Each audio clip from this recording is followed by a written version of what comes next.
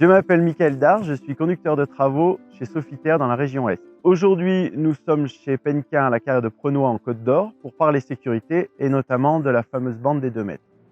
Quand j'ai une demande de prestation forage-minage, je me rends sur site, le client me montre la zone à miner et ensuite je viens sécuriser le front.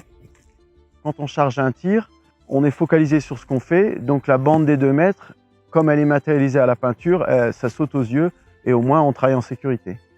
Pour matérialiser la bande des 2 mètres, soit on utilise la peinture, soit on utilise des cônes de chantier. On fait les repères avec la règle télescopique à 2 mètres du front, des pointillés, et ensuite on relie les pointillés pour faire une ligne complète. Et à l'intérieur de la bande des 2 mètres, on dessine des petits sens interdits.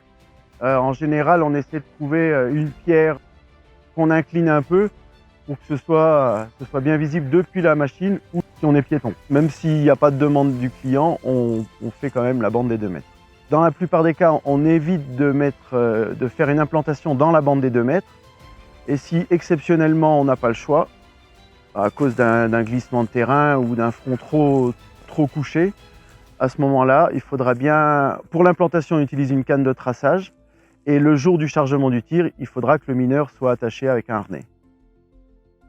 Une fois que la bande des 2 mètres est matérialisée, on peut se déplacer en toute sécurité pour procéder à l'implantation du tir. Quand je retourne au bureau pour faire le plan de forage papier, je précise aussi la bande des 2 mètres pour que le foreur puisse faire la corrélation entre le papier et le terrain.